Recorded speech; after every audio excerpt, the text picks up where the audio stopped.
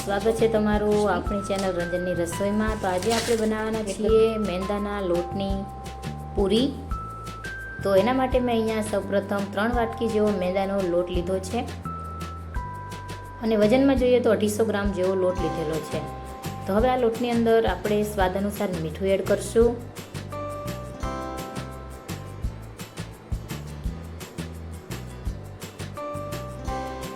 હવે આપણે આમાં 1 ચમચી જેવો અજમો એડ કરશું હાથથી મસળીને, જેથી એની સારી સ્મેલ છે એની અંદર લોટમાં આવી જાય। બરાબર મિક્સ કરી લેશું બધું જ। હવે એની અંદર તેલનું મોણ એડ કરશું। તો મેં અત્યારે બે પાવડા જેવું તેલ એડ કર્યું છે। બધું જ બરાબર મિક્સ કરી લેશું।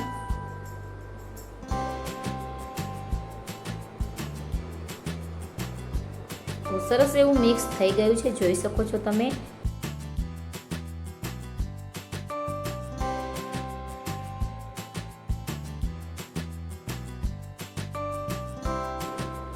તો સરસ એવું લોટમાં તેલ મોણ લાગી ગયું છે। હવે આપણે એમાં થોડું થોડું પાણી એડ કરી અને એને બાંધી લેશું લોટને। તો લોટ આપણે થોડોક સામાન્ય કઠણ બાંધવાનો છે, જેથી આપણી પૂરી છે એ થોડી ક્રિસ્પી થાય।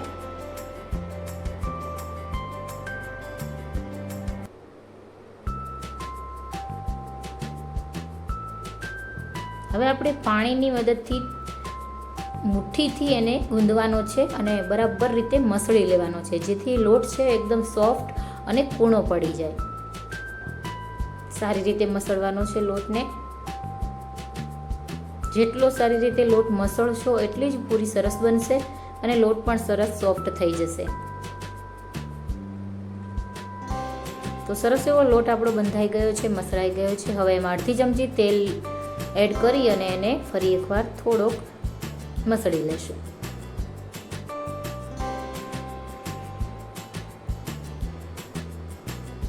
તો હવે આપણે આને 10 મિનિટ રેસ્ટ આપવાનો છે। તો હવે આને ઢાંકી દઈએ અને 10 મિનિટ સુધી રેસ્ટ આપી દઈએ। તો ફ્રેન્ડ્સ 10 મિનિટ થઈ ગઈ છે અને તમે જોઈ શકો છો કે સરસ એવો સોફ્ટ આપણો લોટ થઈ ગયો છે। તો હવે આપણે આમાંથી લુવા બનાવી લેશું પૂરી માટે। તો તમારે જેટલી સાઈઝની પૂરી બનાવી હોય એ પ્રમાણે લુવા બનાવવાના છે। હું અત્યારે આ રીતના આટલી સાઈઝના તમે જોઈ શકો છો વિડીયોમાં એ રીતના લુવા બનાવી રહી છું। એનાથી મીડિયમ સાઈઝની પૂરી બનશે, નહીં બહુ નાની કે નહીં બહુ મોટી। તો આ જ રીતે બધા જ લુવા બનાવી લઈશું આપણે। તો ફ્રેન્ડ્સ બધા જ લુવા બનીને તૈયાર થઈ ગયા છે। હવે આપણે આને વણી લઈશું, પૂરી બનાવી લઈશું।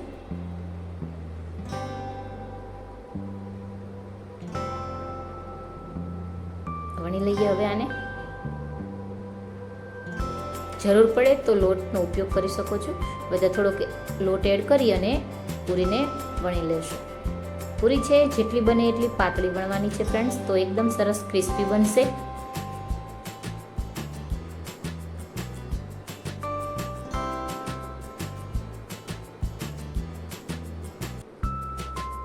ફ્રેન્ડ્સ આપણે લોટની અંદર અજમાનો ઉપયોગ કરેલો છે, જે ડાયજેશન માટે બહુ જ સરસ સારો છે। અને ઘણા લોકો અજમાની જગ્યાએ જીરાનો પણ ઉપયોગ કરતા હોય છે।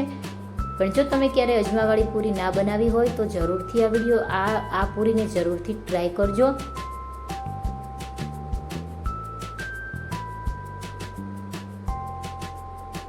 તો પૂરી વણાઈ ગઈ છે, ડીશમાં લઈ લઈએ અને બીજી પૂરીને પણ આ જ રીતે વણી લઈએ।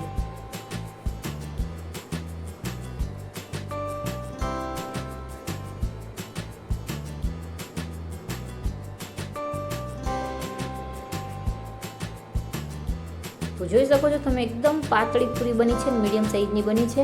તો આ જ રીતે આપણે બધી જ પૂરીને વણી લેવાની છે। તો બધી પૂરી તમે જોઈ શકો છો વણાઈ ગઈ છે। હવે આપણે આને તળી લેશું। તો તેલ મેં પહેલાંથી મૂકી દીધું હતું, તો એ પણ ગરમ થઈ ગયું છે। તો હવે આને તળી લઈએ પૂરીને।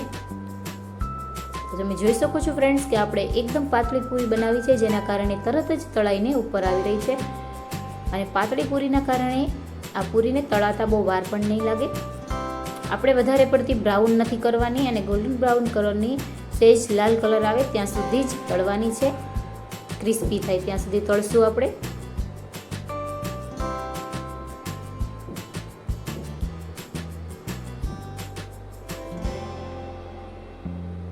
તો સરસ એવી પૂરી તળાઈ ગઈ છે. લઈ લઈએ એક ડીશમાં. બીજી પૂરીને પણ તળી લઈએ.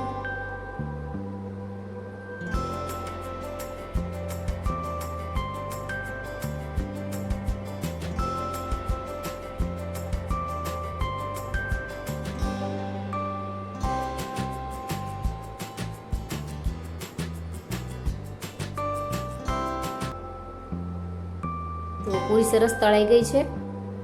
એને પણ ડીશમાં લઈ લઈએ અને આ જ રીતે બધી પૂરીને તળી લઈએ. તો ફ્રેન્ડ્સ, બધી જ પૂરી આપણી તળાઈને રેડી થઈ ગઈ છે, જોઈ શકો છો તમે. અને જોઈ લઈએ આને હવે આપણે તોડીને પણ. તો જોઈ શકો છો તમે એકદમ પાતળી અને એકદમ ક્રિસ્પી પૂરી દેખાઈ રહી છે. તોડીને જોઈ લઈએ. જોઈ શકો છો એકદમ ક્રિસ્પી, એકદમ ક્રિસ્પી. જોઈ શકો છો તમે એકદમ ક્રિસ્પી બની છે. તો તૈયાર છે આપણી આ મેંદાના લોટની ક્રિસ્પી પૂરી.